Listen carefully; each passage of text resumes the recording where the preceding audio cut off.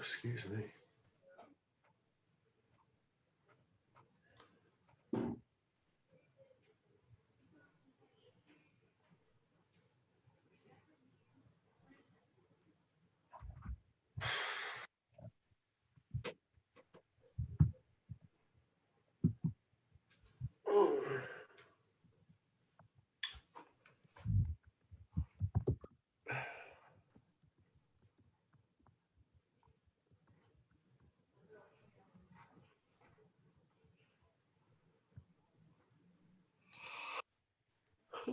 Don't you just love it when a solution?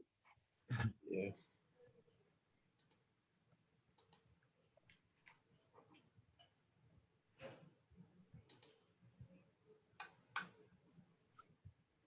Professor, do you know of any students that went to National on Demand? No. What's it say? It just says aerial lineman trainee.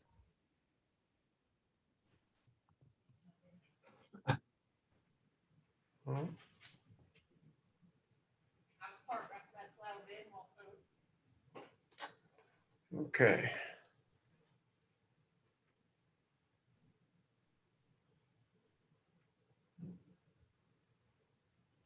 And come on. Let me get to that point.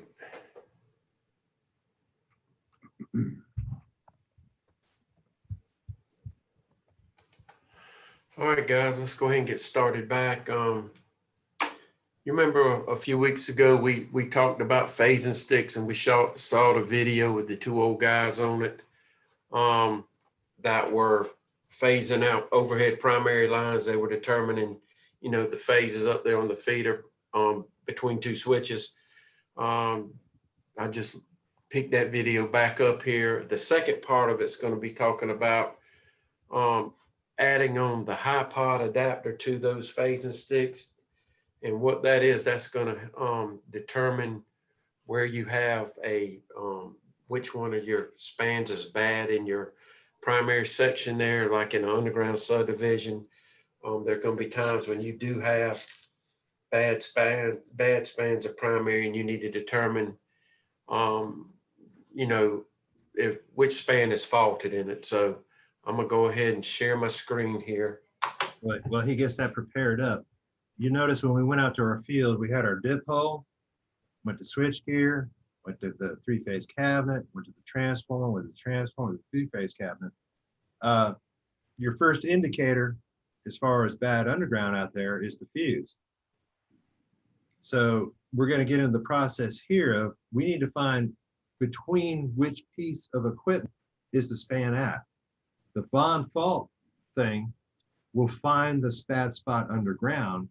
This goes into the process of telling you, well, which span is it in? Is it between the switch gear and the cabinet?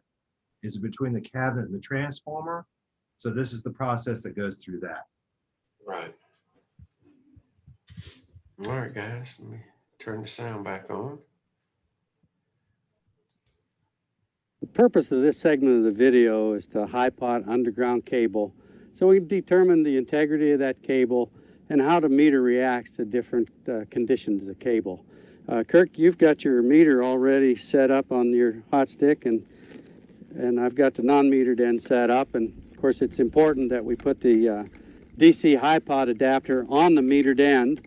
We've selected the right length sticks for safe work procedure for this utility that we're at.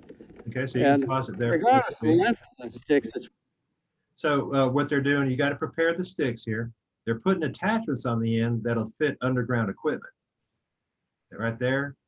And the other guy's got one on the other side right there. And it's vital that you have that white component installed in the stick too. What he called the DC high pot adapter. That introduces a DC voltage into the cable. It doesn't transform it, doesn't make it higher or anything like that. In fact, it actually is going to go a little bit lower in the conversion process from AC to DC. But that is vital that you have that in there. What high pot is short for what? What does high pot mean? High potential. High potential.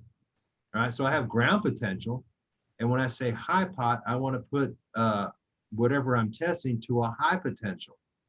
So that's what high potting means. High pot, high potential. Okay. It's required. The voltage that you're using, the extra acceptance of the stick is for a more accurate reading of the high pot adapter. Allow me to get these sticks out of the way, and we'll get that cabinet opened up and simulate some of this high potting. Just to give you a heads up, they have got this cabinet set up. You can continue. They've got this cabinet set up for testing conditions. This is not normally something you're going to see there in the field. And I went down to the next cabinet and I isolated all 3 cables that we're going to check. Same rule here. I've got to isolate the far end. We've got 3 cables that show a variety of faults on them. And so we're going to show what happens with each of the different conditions.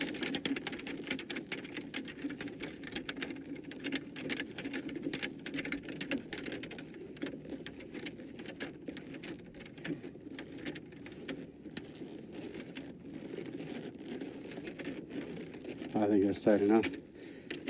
This is an 8,300 volt underground system that we have, 4,800 volts line to ground. We've already installed the feed through. This is our feed in. This is a dummy cap. This is where the feed's going to come from. There's 3 different faulted conditions, and we're going to illustrate each of the 3 faulted conditions. You ready, Kirk? Just take that dummy cap off.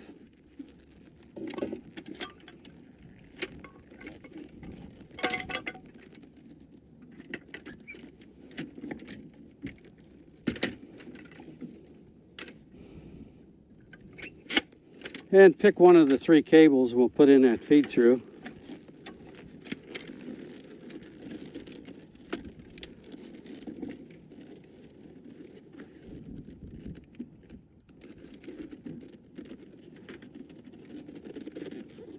You're not square. Okay, so if you'll go into that hot bushing. Okay, can you pause it there, Professor B? I'll go. So in order to test here, you have to have a voltage source. And that's the one he's using here on the left-hand side. You've got to have voltage to be able to test the other conductor with. So your left side has 4,800 volts on it, and he's getting ready to put the high pot onto there. Then he's going to move his right-hand stick over to the cable that needs to be tested on the right-hand side. Go ahead. Okay. Put a line to ground. We're He's going gonna to read actually the line test. to ground voltage. And that voltage is 3.2. The reading we expect to get will be between 60 and 70% of the line to ground voltage. And that's what we're seeing here on the meter. That's because you're I'll put converting my AC to DC. into the bushing for the cable that we want to test, so that when you plug into that energized bushing, we'll be able to watch the meter. What often happens is on a short run of very good cable, the meter reading is very short duration. So by watching it, you see the actual reading.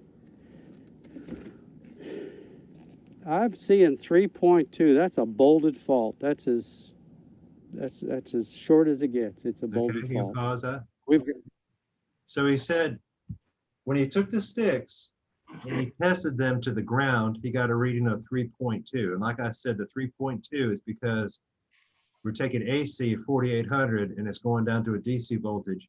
So that's your reference reading, 3.2. Phase to the ground. He moved the stick over to the cable and he's still getting the same reading, 3.2. What did he call it? What type of fault?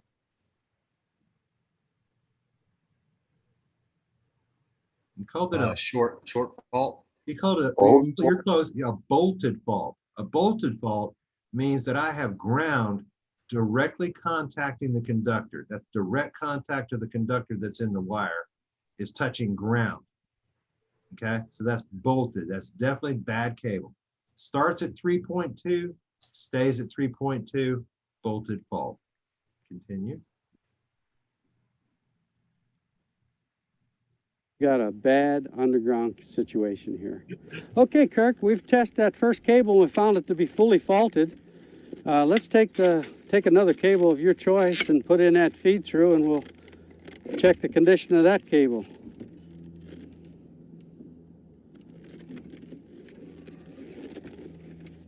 Hopefully we'll have a good cable we can get some of these consumers back on. You got the metered end. I have the non-metered end. I'll plug into that feed through. And when you're ready, boy, I had good current flow to begin with. It's reducing. It's charging the cable. The cable's accepting that charge. I went from a full reading to a 0.1. That and to 0. That is a good underground cable. No fault. It's a very good cable. It's held the capacitive charge. Let's reverse our sticks and take that capacitive charge off that. Go ahead and pause it. Okay. So he put his sticks on. It started high, but it took a little time to charge the cable all the way up to that 3,200 volts DC. All right. It eventually went down to 2, took some time, 1, and then went to 0. Okay. So it didn't need to charge the cable anymore. The reading is 0. That tells you good cable. Starts high, goes to 0 or close to 0, means good cable. Continue. Cable. It's real important to make sure that you're watching the meter when you plug it in, though. It truly is. It To truly see is. that initial reading and then watch it bleed to 0. If you're Exactly. not watching it, you wouldn't be able to pick that up. You would know if you had any current flow. Okay, well, bleed that. I'll trade you sticks. Now they really don't give an explanation here. We're going to stop here in just a moment. Watch what they do. And at very short duration went to 0. I pause it. John, it's very Okay, so what they did there, when they charged that cable up to 3,200 volts and took the sticks back off, there's still 3,200 volts of charge on the cable, a DC charge. That process they went through just there is they grounded the cable with the sticks, and you saw it bleed down very quickly. So you got, anytime you charge a cable, you've got to discharge it. Continue. very important that when we discharge the cable, that the discharge time needs to be equally as long as the charging time. And even though the meter reads 0, it still may have a charge on it. Okay, Kirk, let me go into the non-metered end, into the cable to be tested. If you'll energize that DC high pot. Now we got a good initial current flow. It's accepting the charge. It's dropping to a low value. It's obviously a punctured cable. It's dropping back off again. It's fluctuating. Okay, so you can Accepting pause the it. charge and then discharging. So it starts charging the cable, it goes down, then goes back up. He called that a punctured cable. So really there's no real good path to ground until the cable gets charged up sufficiently. That's a puncture. So I've got a small hole in my cable that once I charge it up high enough, bleeds off the ground. Then I've got to recharge it, bleeds off the ground. That's why you see the meter going, starting high, going down, then going back to high. Punctured cable. Continue. Good. So we have three situations. We have a good cable, a fully faulted cable, and now a punctured cable. And the only other one that happens extremely rarely is where we have a burnt open and real dry conditions or in sand, and it accepts the DC charge, but you have a cable that's burnt open. And you have a faulted cable and it's showing it as good. What you might want to do is go to the next cabinet and put your URD grounds on that cable that you're testing, and then come over and high pot it again. If you don't see the line to ground, full current flow, it's in fact opened. So you have an open cable, and that's the exception. What is the lowest reading we should see there, John, or what would be the highest reading we can accept as good cable? It's kind of a loaded question, but possibly 70% of that 70%, where you see 3.2 on 48, you might see 2.4, 2.5. But it's stable. It doesn't fluctuate. It doesn't go up and down. It stays right at the same reading all the time. And that would identify a cable that's leaking. Well, good. Is there any other illustrations that you can think of, Kirk? Well, John, in my experience, I've noticed when I've had a lot of moisture around the bushing of the transformer there that I get an extremely high reading. Is that normal or is that okay? That's exactly, yeah, that's normal. During extremely wet conditions, a lot of moisture in a cabinet, a good cable is still going to carry a higher reading. It's leakage around that bushing. And that's part of the confusion on using this DC high pot adapter to understand that when you have a line to ground reading, it's fully faulted. When you have a fluctuating reading, it's a punctured cable. And a substantially high reading that's stable is that. It's leakage current, either with treat cable, bad splices, or the high moisture. And that shows up even more in a live front situation. If you have live front underground and the bushings are extremely contaminated or a lot of moisture, we've seen almost a line to ground reading where it'll hold a fuse. Let's discharge this cable.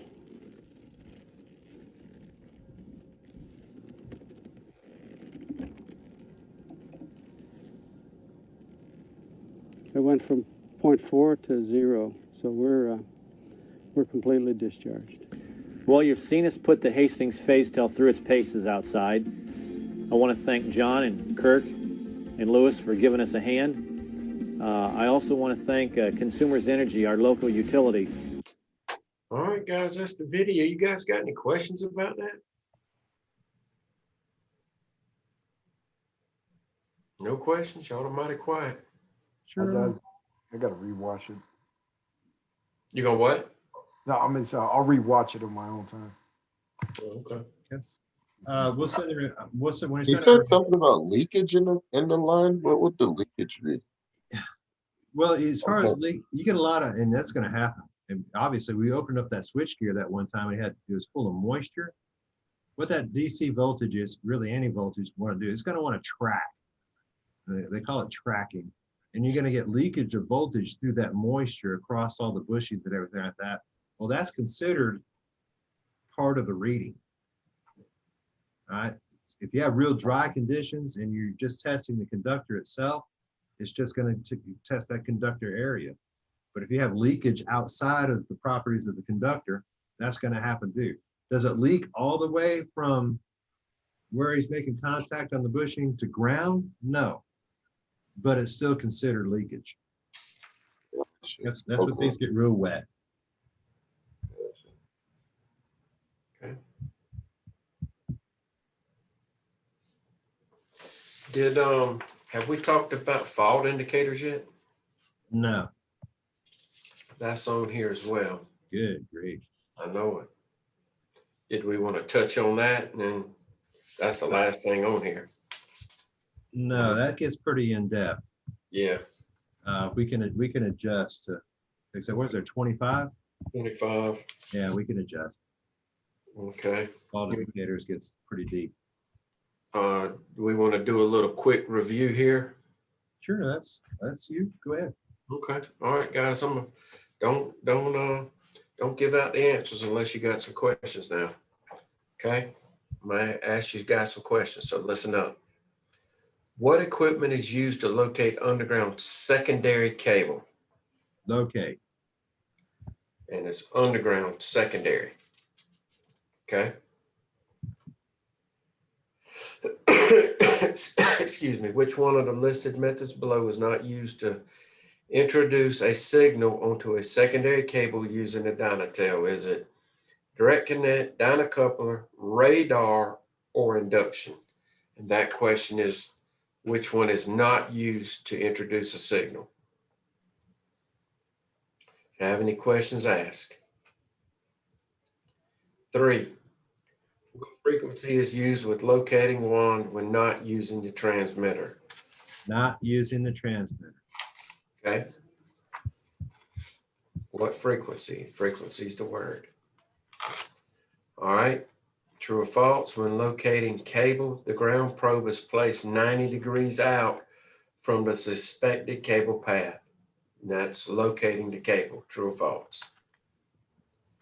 When locating a secondary fault, which additional item is used? Would it be an A-frame, a high pot adapter, receiver, or a transmitter? Okay. Where does the ground probe go when locating faults? Is it 90 degrees from the path, over the path, or in line and behind the path, cable path? Okay, next one.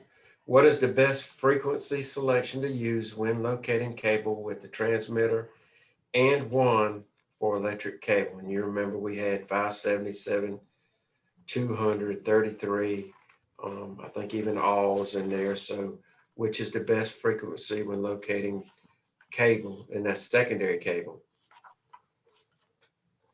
Okay. Name two methods to determine a faulted span of primary cable. Okay. That's primary. Is it, of course, we haven't talked about, is it Dynatel or A-frame, high pot fault indicator, radar, direct connect, dyno couple, and married couple? Very cool. So we have not really touched on fault indicator yet. So maybe that's a clue for you. Yeah, Well, there's almost no difference on those. sorry. That's okay.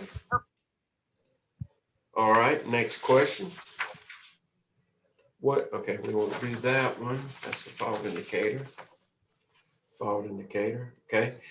All right, guys, we just saw this, just talked about this a few minutes ago. Using high pot adapter, what fault condition exists if the test reading of primary starts at 3.5 and stays at 3.5? So it starts high and stays high. Is it a punctured fault, good cable, or a bolted fault?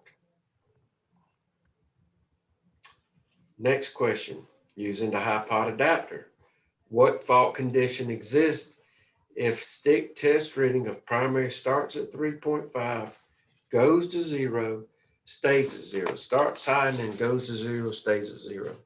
Bolted fault, good cable, punctured fault. Which one? Using the high pot adapter, what fault condition exists if the stick test reading of primary starts at 3.5, lowers to 1.1, goes back to 3.5. It goes high, goes low, goes back high. Punctured, bolted, or good cable. Okay. Did we talk about this? After testing a span of primary cable for 5 minutes, you should bleed off the voltage of cable for how many minutes? Did we discuss that? No. No? Okay. We'll fix that one. Okay. What piece of equipment is used to locate primary faults in the ground? Is it a Dynatel, high pot adapter, Barnard reflection system, or a noisy tester? Noisy. What? I'm just laughing. Oh, no, he said noisy. Okay, next one, the modes for primary locating machine are radar and thump, true or false? What must be done with the ground wire from primary fault locating machine when testing? Is it uncoiled completely, shorted out, or rolled up tightly?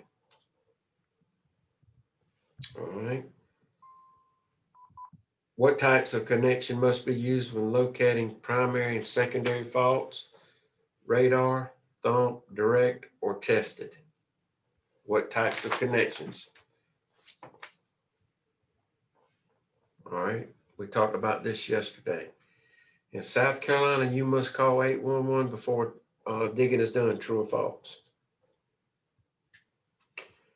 Okay, all right, guys, I think we might have touched, I think I heard Professor touching on this a few minutes ago too. Earlier, what is the primary standoff bushing used for? And this is just a standoff bushing. Is it to ground the primary cable, to energize primary cable, or to isolate the primary cable. And that's just for a standoff bushing. All right, the next question is, what is the primary feed-through bushing used for? Is it the ground and feed-through primary cable, to isolate primary cable, or to energize the primary cable? And that's a feed-through bushing. And that's what they were using on that video with the high pot adapter. Okay, this is from when we were looking out on the field Monday at the equipment out there. In a single-phase pad mount transformer, the H1B position is for the incoming primary cable, true or false. Remember, you've got two bushings, H1A and H1B, for the primary. And we're looking for the incoming primary cable on that one. When locating secondary faults, the A-frame should always lead with which color, or it will not locate the fault correctly, red, green, or either red or green. Okay, 24. I don't know if we talked about this either yet. I think he did talk about this Monday in the three-phase transformer. In a three-phase transformer, which primary bushing is directly related to secondary bushings X1, X2, X3? All right, listen up and pay close attention. Is it HA, HB, HC? Is it H1, H2, H3, or X, Y, or Z? Y'all remember we talked about that Monday when we're looking into three-phase pad mount. All right, in a three-phase, true or false, in a three-phase enclosure, the inbound primary cable is located on the first position, left to right of each module, true or false. Y'all got that? Lenny, you look a little perplexed. Lenny, Lenny, you good? Sure. You got that last one? in a three-phase enclosure, the inbound primary cable is located on the first position, left to right of each module. True or false? Okay. That's the last one. We're gonna have to go back in and adjust a little bit, right? Right. Yeah. So that is, unless you guys got any questions about anything on that, the high pot, the Dynatel, or the Von Arc system, you guys got any questions or concerns about it? Now's the time. No? Professor Shoemaker, you got anything else? No, I'm good. How many slides are we supposed to have for the presentation? Oh my. Oh boy. Dip pole, riser pole, switch gear, Junction. three-phase junction, three-phase transformer, single-phase transformer, single-phase enclosure, secondary enclosure, service, meter. I'm counting 11. 11. Did you say those one more time? Yeah, say those one more time a little bit slower so I All can make right. sure I have all my slides right. Okay. Dip pole, riser pole. Now, if you're smart, I'd probably put that on one slide. Yeah. All right. Switch gear. Three-phase enclosure. Three-phase transformer. Single-phase enclosure. Single-phase transformer. Secondary enclosure. Secondary, service, and meter. Mr. Shoemaker, what about the normal open point? And that's inside a what?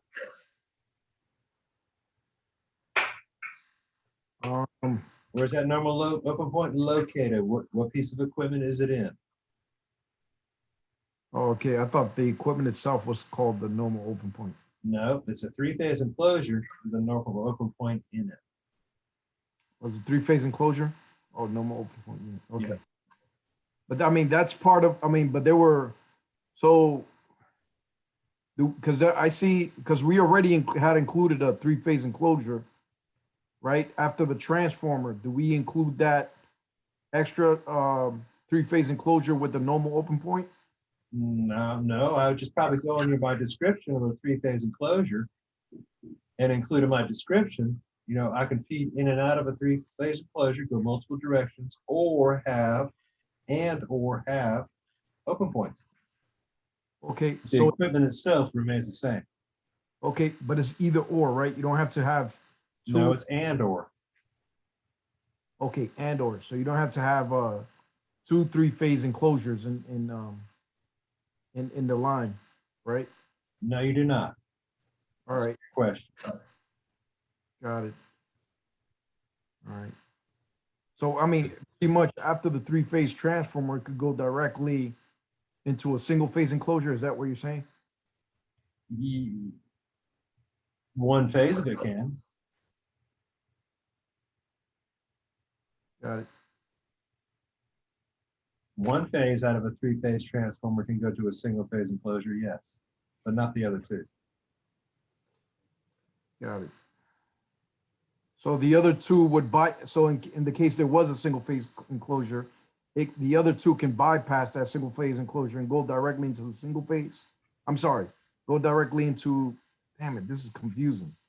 All right, because everything is, because after that three-phase transformer, the normal, the three-phase transformer, everything goes through a single-phase transformer. So what happened to the other? Nope, sure didn't. So, okay, well, one of them did. So what happened to the other two phases? Nope. Let me get a whiteboard going on here. Yes, sir. Let's see. So, share screen, whiteboard, share. Let me know when you guys got it up. Yep. Got the white screen. I'll try to draw this, make it as simplistic as possible, and keep it kind of. Here's 501. Here's the little golf course area right here. Okay, so we had a three-phase transformer. Then we went into a three-phase enclosure. Okay, so I'm not going to draw all three lines. Then three phases went out to the dip pole. Okay, off that four-way module, one phase went over to the single-phase enclosure.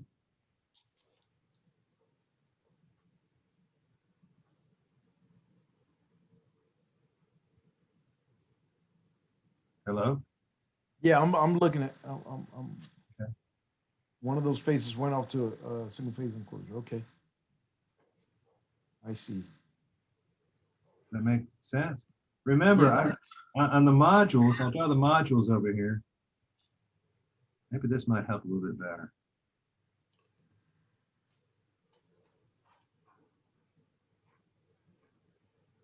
I've got three different ways I can go. So I'm going to talk about the ones from the dip pole first. In. Then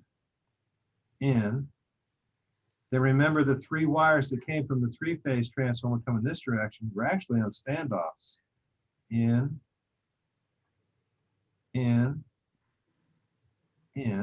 which made it the normal open point. Okay, there was nothing here, nothing here, and nothing here. There was nothing here. There was an elbow right here that actually went out to the single-phase enclosure.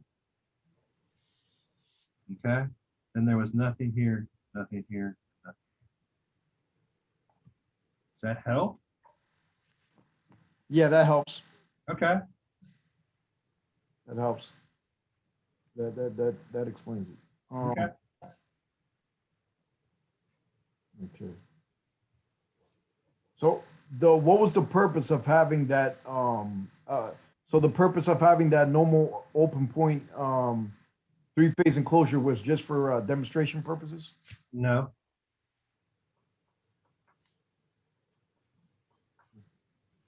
You had it right after the three-phase transformer. that's right. Now, you want me to go through the process? This will probably take a couple hours.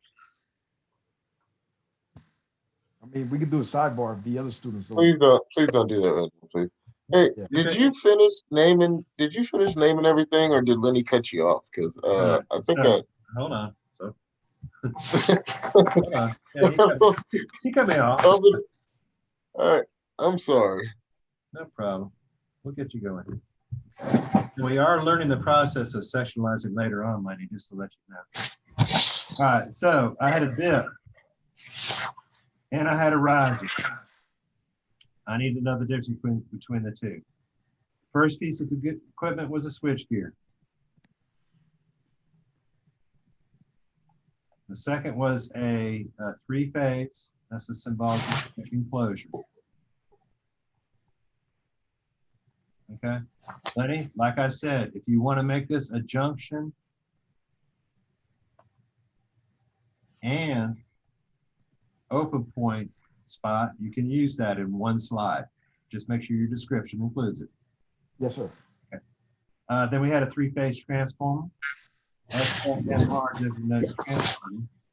All right. We had another one, but you already got one. Check off the list. Then we went to another three-phase enclosure, but you already got that on the list. Then we went to a single-phase enclosure. Then we went to a single-phase transformer. Then we went to a big dog.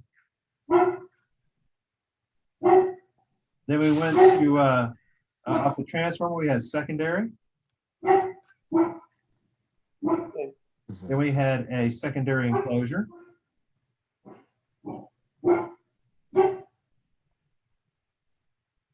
Make sure you include your watertight connectors.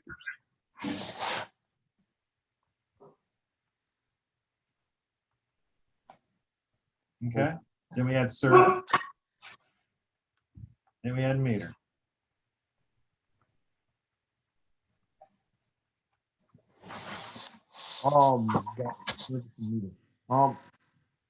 A question, right? You said the watertight, what's that? I couldn't read it. The watertight Same what? thing we said out in the field, watertight connector.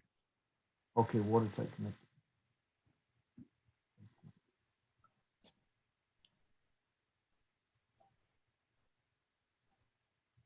Got it.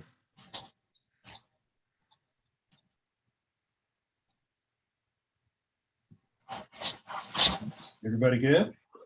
Oh yes, sir. I got multiple pictures. Okay, well, that's great. I mean, if you want to use multiple angles, multiple pictures, the prettier it is, the more I kind of like it. Yeah, I'm good. Okay. Remember, especially on the service, make sure it's underground. Secondary underground. Meter fed from underground. Okay, don't get caught on one of those where you got an overhead meter service. That would be bad. Oh, and Mr. Shoemaker, you said the riser, the dip pull, you want both separate both?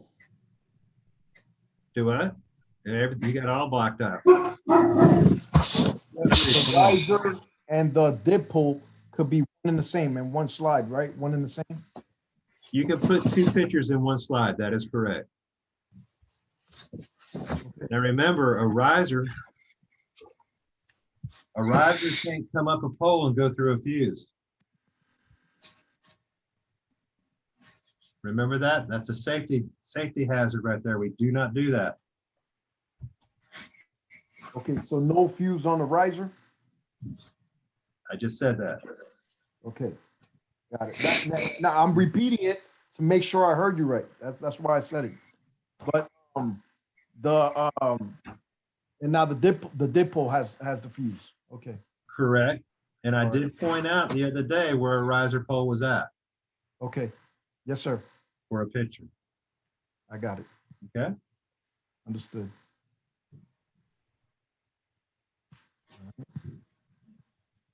Okay, I think we're done with everybody except Lenny. Yeah, I'm done.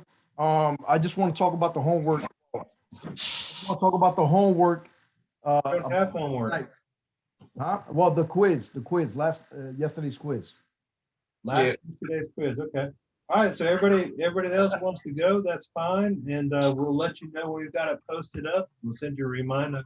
I've already sent a reminder with a link to the video for facing sticks and the time to pick up at. And then we'll send the video of these meetings here in just a little bit. Will you let us know if we're on the if we're outside tomorrow? Yeah. Yeah. We will. Okay. Text you today. All right. All right, guys. Randall, hang around a minute too. I'm gonna stop the recording. Hold on one second.